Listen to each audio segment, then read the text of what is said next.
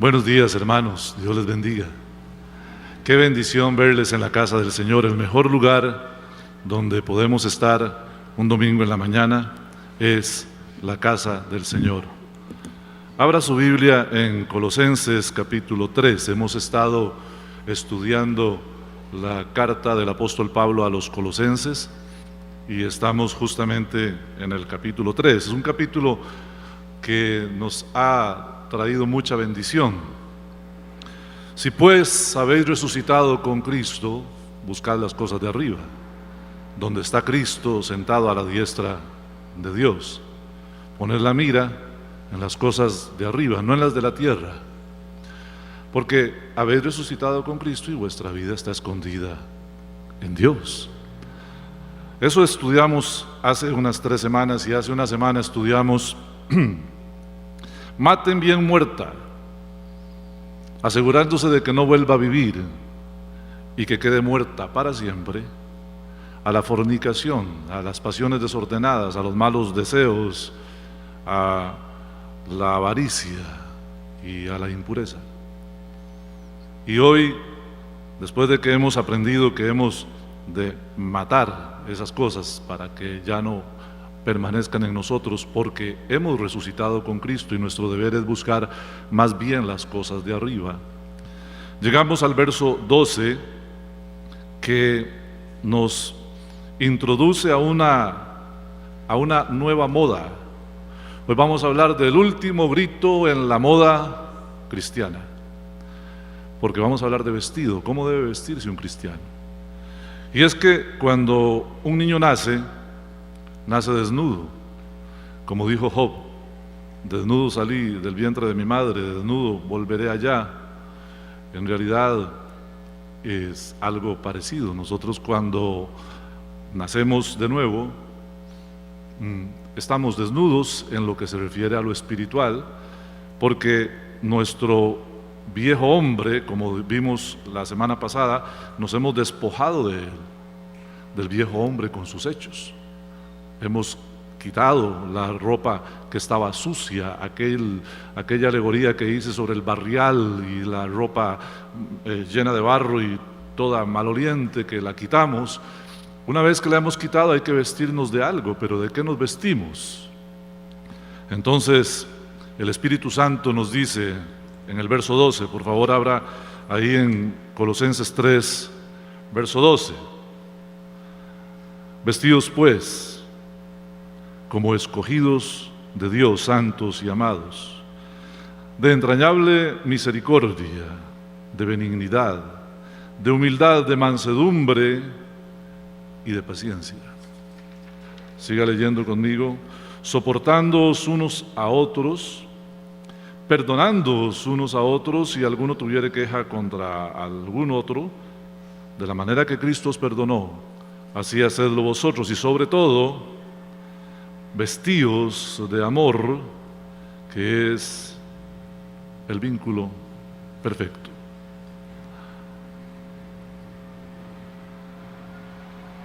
Debemos vestirnos de acuerdo a nuestra posición. ¿Quiénes somos ahora en Cristo? Es lo que nosotros debemos tener presente siempre, siempre, siempre. Nunca olvides quién eres en Cristo. Ciertamente Satanás querrá confundirte. Algunas veces te dirá que no eres digno de ser cristiano o ser llamado cristiano, pero hemos de saber, hermanos, que no es porque somos dignos por nuestros méritos, sino por la sangre de Jesucristo que fue derramada en la cruz del Calvario, es que usted y yo somos dignos. Dice la Escritura que debemos vestirnos como lo que somos. ¿Y qué somos? Somos escogidos de Dios. Significa que usted ha estado en el corazón de Dios, como dice el mismo apóstol Pablo en Efesios, desde antes de la fundación del mundo. Desde siempre, desde antes que se hiciera este planeta y todo lo que existe alrededor, ya usted estaba en el corazón de Dios. ¿Cuántos dan gloria a Dios por eso? Porque no fue ayer, no fue antier. Antes de la fundación del mundo estábamos en el corazón de Dios. Somos escogidos de Dios. Y también somos santos. Significa que el Señor nos ha separado para Él, para que fuéramos un pueblo santo. En la mañana estaba leyendo Deuteronomio y el Señor le dice al pueblo de Israel: recuerda que eres pueblo de Dios, y no es porque eres mejor que los demás, porque eras el pueblo más chiquitillo de todos. En realidad eres pueblo de Dios porque Dios quiso amarte, y por eso dice que somos santos y amados. En realidad, hermano, hermana, nosotros de nuestros méritos no tenemos algo que pudiéramos decir: por esta razón es que Dios me ama, porque yo soy muy especial, porque soy una persona digna, porque soy muy bueno. Nadie es digno por sí mismo, sino que somos escogidos porque Dios quiso escogernos. Somos santos porque Él quiso separarnos para Él, y somos amados porque Él quiso amarnos. Pero, ¿sabe, hermano? A veces nos olvidamos de quiénes somos.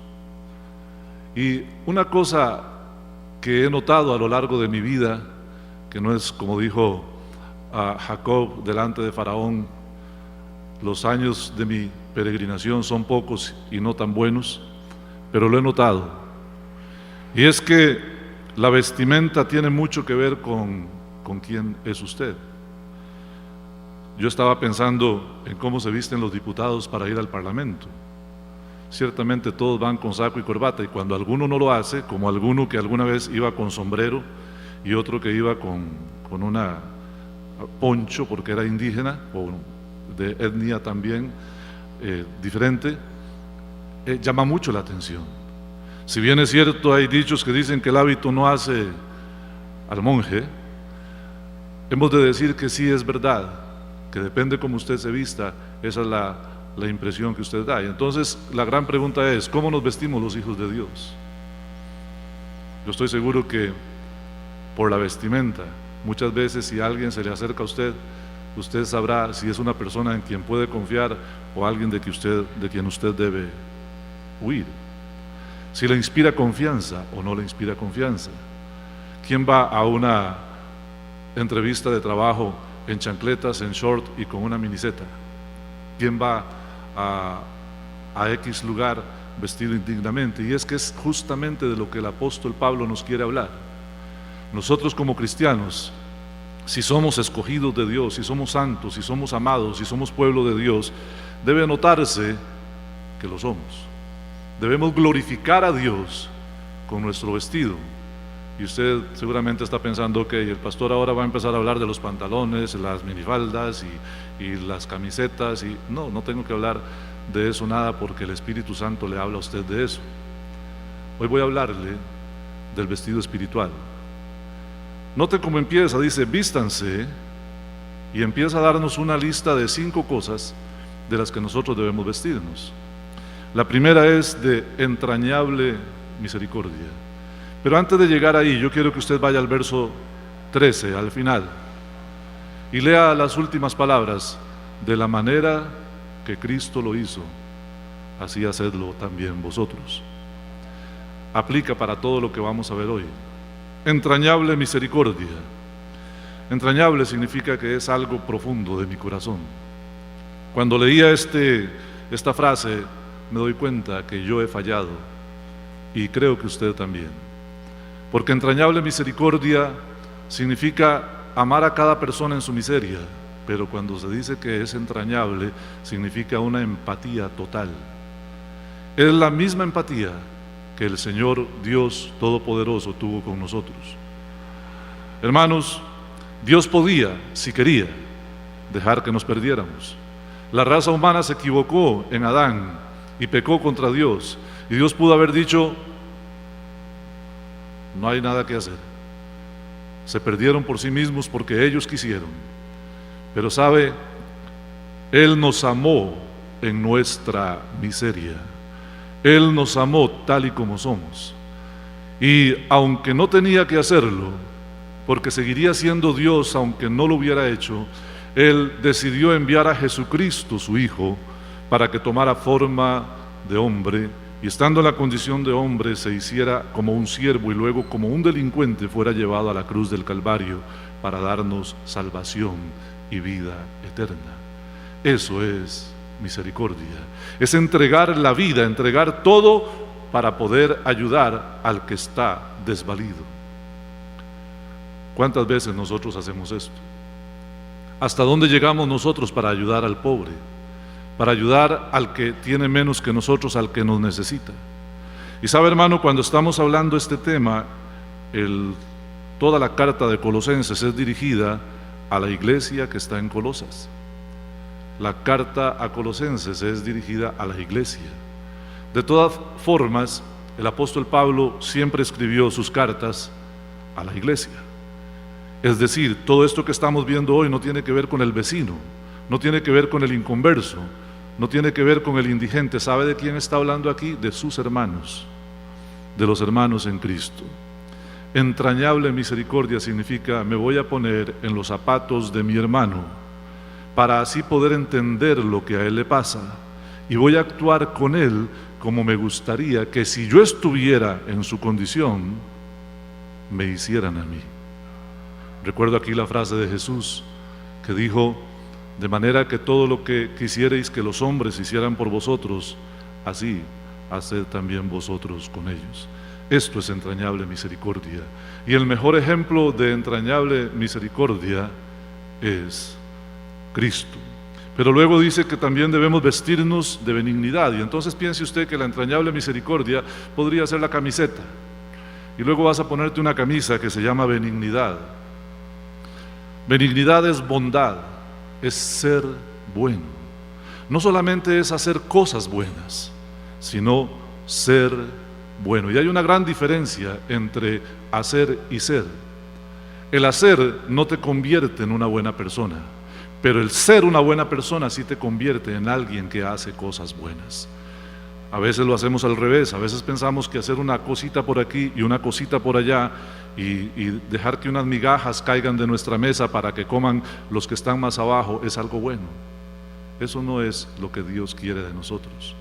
Lo que Dios quiere es que seamos buenos en todos los aspectos de nuestra vida, en el hablar, en el pensar, en el comunicar y también en el dar, en ver a los que tienen necesidad de una palabra de aliento y dársela, en ver a los que tienen necesidad de compañía y acompañarlos, en ver quién tiene necesidad, y ahora sí, de las cosas materiales y poder ayudarles. Pero no hacer como los impíos que piensan que la filantropía es la forma de acercarse a Dios. Y entonces regalan un poquito aquí y un poquito allá, pero siempre y cuando sea no perjudicial para ellos, sino que sea algo que parezca bueno sin perjudicarme a mí. ¿Sabe qué dice el apóstol Pablo?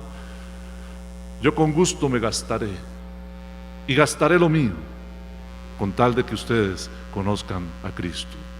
Hermanos, significa ser bueno, significa 24 horas al día tener puesta la camisa de la benignidad, ser bueno, pensar bien, actuar bien, amar bien, hablar bien. Eso es vestimenta del cristiano, el último grito de la moda en camisas cristianas. Sí, señor, benignidad. Y luego el Espíritu Santo nos llama la atención hacia un punto que es tremendamente complicado: la humildad. La humildad. Cuando yo era niño, recuerdo que se decía que los pastores debían ser los más humildes.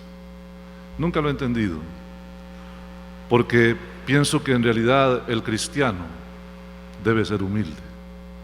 Y no importa si tiene mucho dinero o no tiene, el cristiano debe ser humilde. Y humilde no significa tener menos, humilde no significa andar descalzo, humilde no significa tener la camisa rota, como era la práctica en aquel tiempo para decir el pastor es humilde si anda todo hecho leña. ¿Sabe de qué se trata la humildad? Se trata de tener claridad respecto de quién somos. No tener, como dice Romanos 12:3, ruego pues a cada quien que está entre vosotros que no tenga más alto concepto de sí que el que debe tener.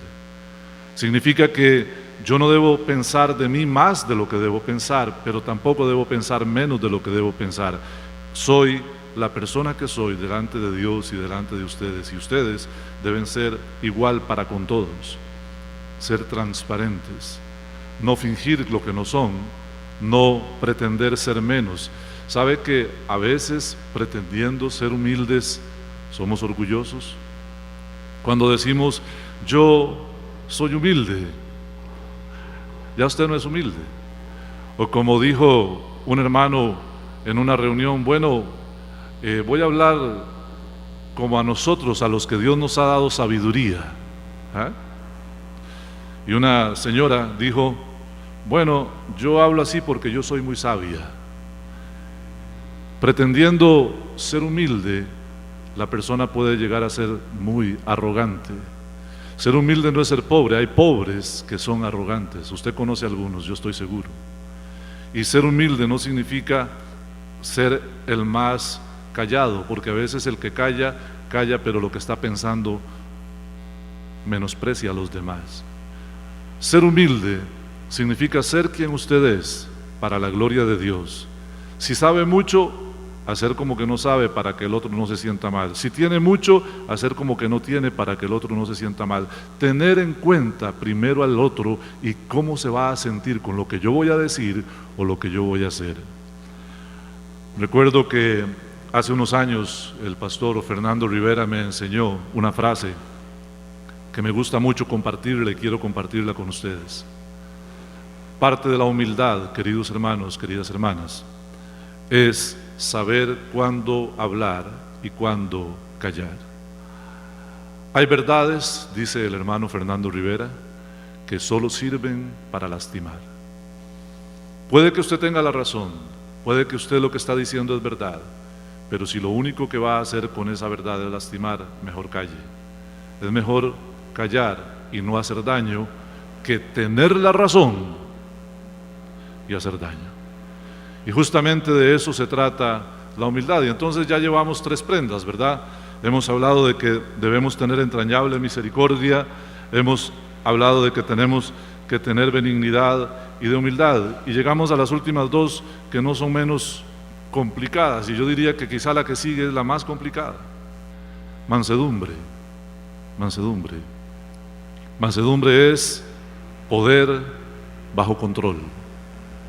Poder bajo control. Yo puedo contestar, pero no voy a contestar. Yo puedo decir, pero no voy a decir. Yo puedo defenderme incluso, pero no me voy a defender. Porque dice la Escritura, dejad lugar a la venganza de Dios. Porque Jesús explicó que cuando nosotros tomamos la venganza en nuestras manos, Dios se hace a un lado. Mía es la venganza, yo pagaré, dice el Señor. Entonces, cuando usted toma la venganza en sus manos, Dios dice, ok, ya estás vengado, ya no me toca a mí, ese asunto no es conmigo. Pero cuando usted lo deja en manos del Señor, el Señor se encarga. Mansedumbre es, aunque yo puedo, porque tengo la fuerza, tengo la potencia, tengo el poder, me da la voz para hablar fuerte, no lo voy a hacer. Puedo gritar, pero no voy a gritar. Puedo insultar, pero no voy a insultar. Puedo defenderme de la ofensa, pero no lo voy a hacer.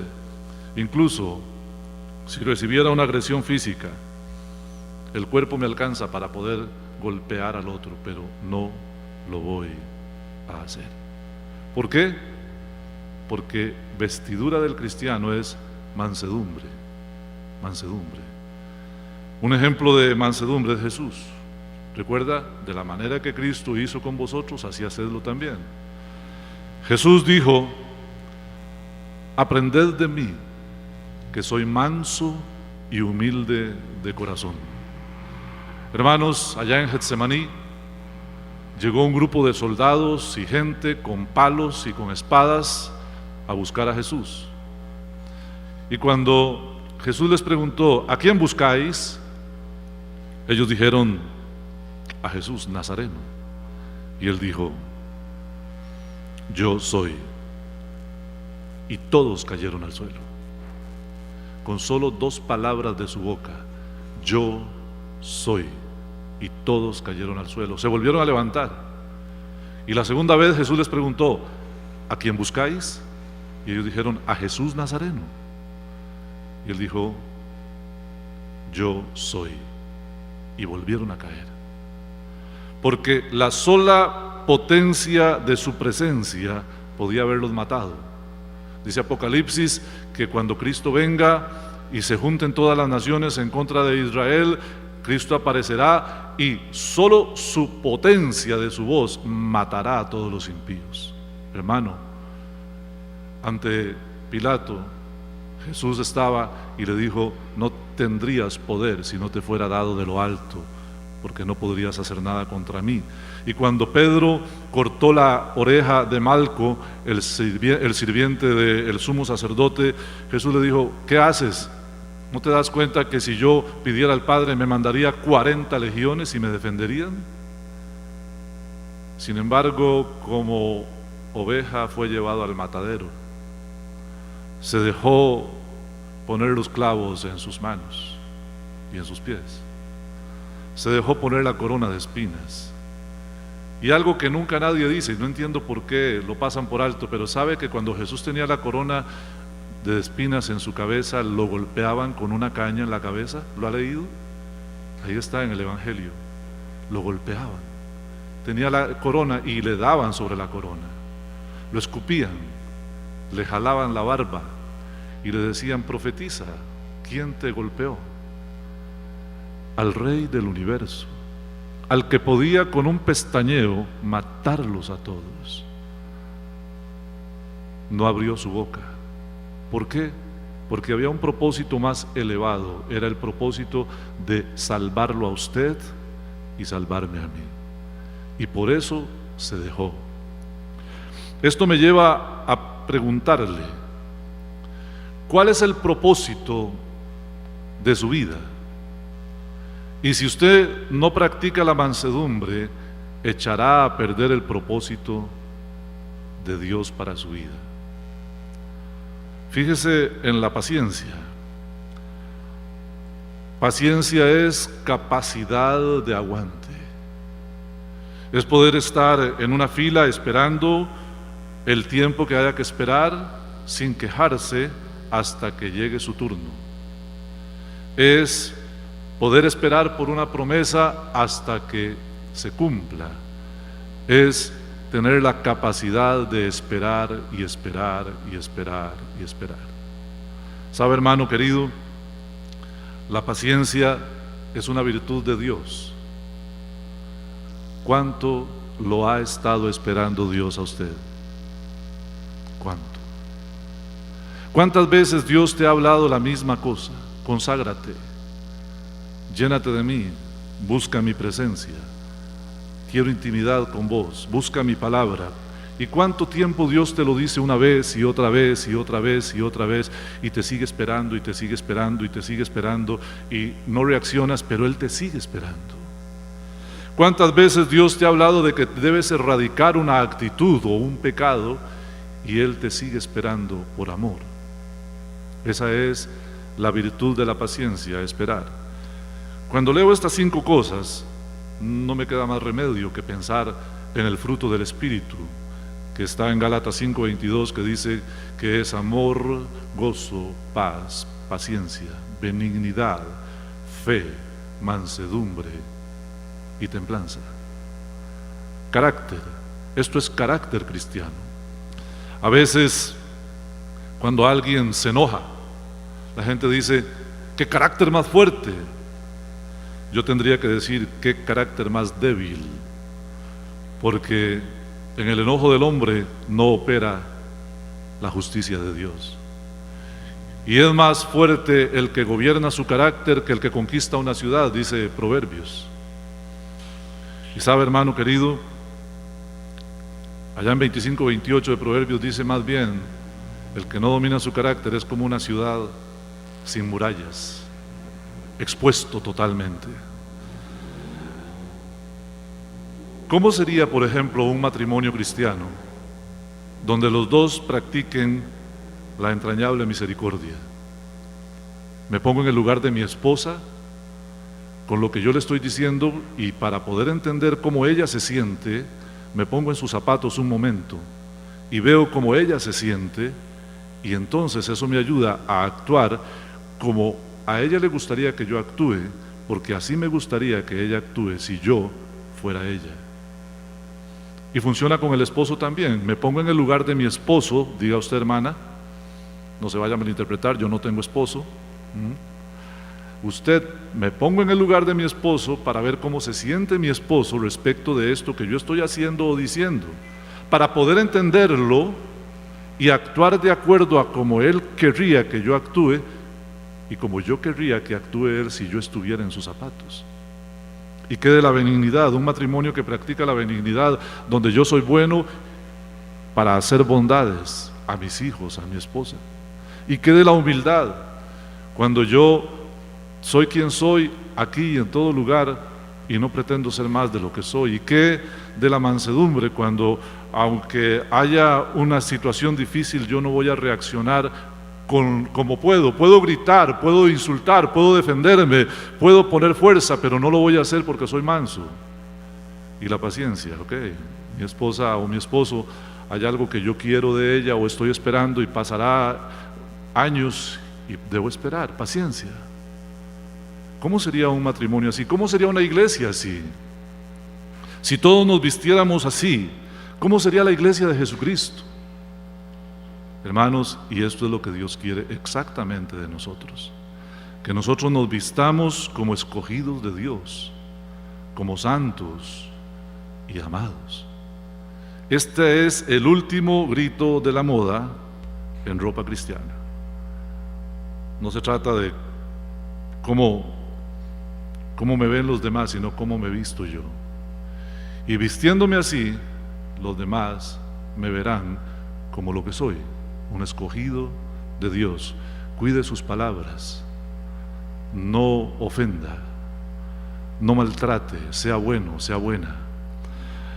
A veces, hermanos, con todo y todo, aunque seamos bien vestidos en cuanto a estas cosas que hemos visto hoy, en la iglesia irremediablemente habrá gente que no es compatible con nosotros. En nuestro hogar a veces tendremos que aplicarlo porque es difícil. Y yo creo que usted también conoce, al igual que yo, hermanos y hermanas que son difíciles de amar. Son hijos de Dios, pero su personalidad es una personalidad difícil, de cualquier manera. Yo estoy seguro que mi personalidad es difícil para algunos. Conversaba hace unas semanas con un hermano y él me decía: sí, pastor, a mí me ha resultado difícil acomodarme a su forma de ser, porque yo tengo una forma de ser y desafortunadamente está muy arraigada en mí. Nada malo, pero por ejemplo, a veces donde algunos quieren cortarle la cabeza a otros, yo digo: espere, no le corte la cabeza, espere, vamos a orar. A veces donde alguien quiere que vayamos en esta dirección, yo le digo: espera, eso no le conviene al cuerpo de Cristo, vamos por este lado. Y es difícil cuando usted quiere jalar para allá y yo le digo: espere, vamos a darle oportunidad a este hermano un poquito más, a que el Señor haga la obra con él, esperemos, tengamos paciencia, y es difícil. Pero así soy yo, ustedes me conocen. Cuando hay que comprar un micrófono, pero hay alguien que tiene necesidad, yo digo: no, gastemos la plata en un diario, el micrófono Dios proveerá alguna vez. Yo soy algo sui generis, pienso yo, en cuanto a muchas cosas. Usted conoce hermanos también que son difíciles de amar, a veces porque sus respuestas son groseras. ¿Cuántos conocen a algún hermano o hermana, no me conteste, que contestan grosero? Yo los conozco. ¿Qué dice la palabra acerca de ellos? Verso 13: soportándoos unos a otros. Esta palabra soportar tiene dos significados. Uno es: camine con la gente que es insoportable. Eso es lo que significa en un sentido. Sopórtelo, camine con él, camine con ella, es su hermano, es su hermana, van para el cielo, ¿qué va a hacer? También tiene la acepción de soportar, que tiene una columna, ¿no? Que sosténgalo, sosténgalo. Hay hermanos que necesitan que sean sostenidos. Dice Gálatas capítulo 6 y verso 1: hermanos, si algún hermano fuera sorprendido en alguna falta, ustedes que son espirituales, restáurenlo con espíritu de mansedumbre. No sea que usted también sea tentado, considérese a sí mismo. Y Romanos 15:1 nos dice que ustedes, los que son fuertes, soporten las flaquezas de los débiles, y así van a agradar a Cristo. Cada uno agrade a los demás en lo que conviene al cuerpo de Cristo. Esto es lo que está diciendo. Vas a encontrarte gente difícil, y sabe, a veces la gente difícil está en su casa, a veces es un hijo, a veces es la esposa, a veces es el esposo, pero los cristianos no huimos de la realidad, vivimos en medio de la realidad, guiados por el Espíritu Santo, soportados los unos a los otros. ¿Y alguna vez, hermano, en la iglesia lo han ofendido?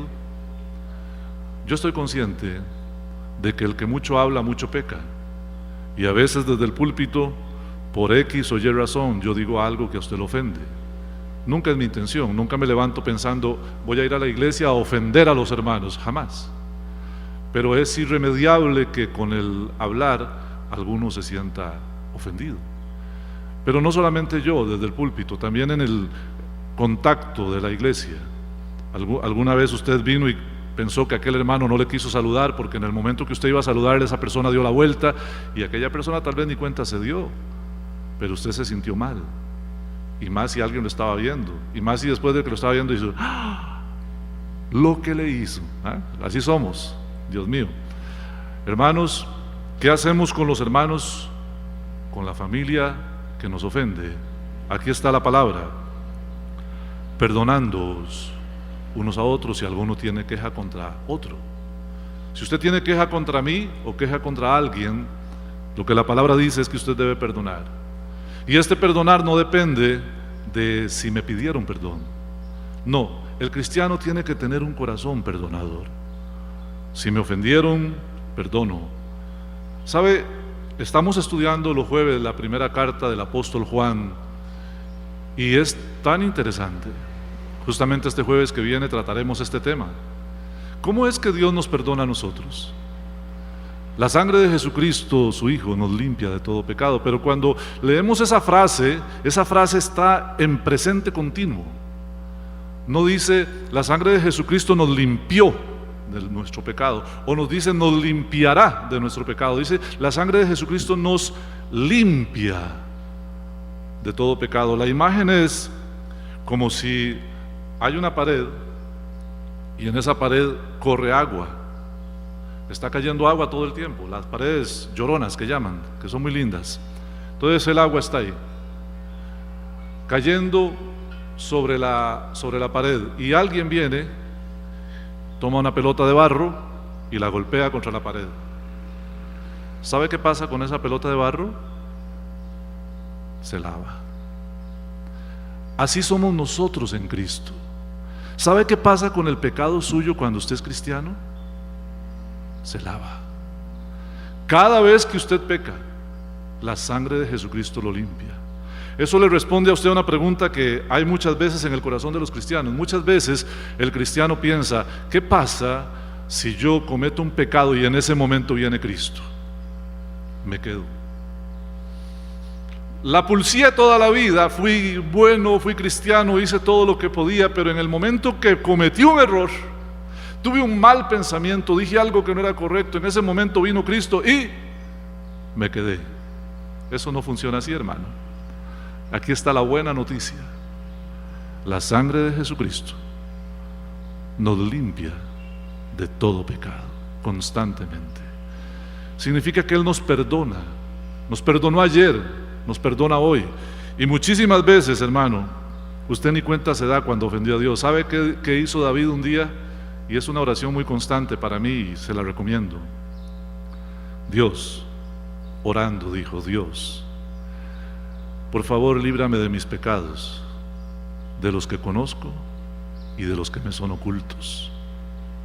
Y es que muchas veces usted hace cosas que usted le parece que son correctas y está ofendiendo a Dios. Y no lo podemos evitar. De esta misma manera, dice aquí, de la manera que Cristo hizo, también hacedlo vosotros. Significa, querido hermano, querida hermana, aunque su hermano no se dé cuenta que lo ofendió, usted perdónelo. Y si se dio cuenta que lo ofendió y no le pidió perdón, usted perdónelo. Y si vino y le pidió perdón, perdónelo. Así es como funciona el perdón. Por eso dije que este es el último grito de la moda en ropa cristiana. Mire lo que dice aquí. Verso 14. Y sobre todo, vestidos de amor. Sobre todo, vestidos, sobre todas estas cosas, vestidos de amor, que es el vínculo perfecto. Ahora que hace tanto frío allá en Estados Unidos, me sirve para ilustrárselo. Esta gente usa ropa interior diferente a la de nosotros, ¿verdad? Ellos usan un enterizo que va desde aquí, por todo el cuerpo, hasta los tobillos. Una sola pieza que tiene los botones donde debe tenerlos y nada más. Todo lo demás está cerrado. Luego encima de eso va un pantalón, va una camisa, una blusa, lo que sea. Encima de eso va una jacket. Y encima de eso van lo que ellos llaman una gabardina, que es un saco grande que va hasta más abajo de las rodillas. Ustedes vieron al presidente Trump con uno de esos un día de estos. Es un sobre todo. A mí me llama la atención sobre todas estas cosas. O sea, usted y yo debemos vestirnos de entrañable misericordia, debemos vestirnos de humildad, debemos vestirnos de benignidad, de mansedumbre, de paciencia, soportar a los hermanos y perdonarlos. Y sobre todo, encima de todo eso, pongamos el amor. Porque es la única forma en que nosotros podemos ir adelante con esto. ¿Sabe por qué Dios ha sido misericordioso, benigno, humilde, manso y paciente con usted y conmigo? Nos soporta y nos perdona. Porque nosotros somos escogidos de Dios, santos y amados. Él nos amó con amor eterno, con amor que no cambia. Por eso en 1 Corintios capítulo 13 dice que el amor es benigno, es sufrido, el amor no es jactancioso, no busca lo suyo, no se envanece. Es que, hermano, el amor es lo único que nos puede ayudar a vivir de esta manera. ¿Cuál es la motivación suya? No importa cuál sea, cámbiela hoy por amor. Sobre todas estas cosas, vestidos de amor. ¿Sabe por qué? Porque ese es el vínculo perfecto. Si usted me ama y yo le amo, eso es lo que nos vincula perfectamente. Señor, gracias por tu misericordia y tu bondad. Gracias por esta mañana en que en tu presencia hemos estado para hablar tu palabra. Señor, te damos gracias, porque nadie es como tú, porque tú eres el mejor ejemplo de cómo debemos ser nosotros, Señor. Y queremos alcanzar ese nivel, Señor. Solo lo podemos hacer por tu Espíritu Santo. Te rogamos, Señor, que nos ayudes a vestirnos como escogidos de Dios, santos y amados. También te ruego, Señor, que lleves a mis hermanos con bien y que esta semana que comienza sea una gran semana para todos nosotros. Por tu gran misericordia, por Jesús.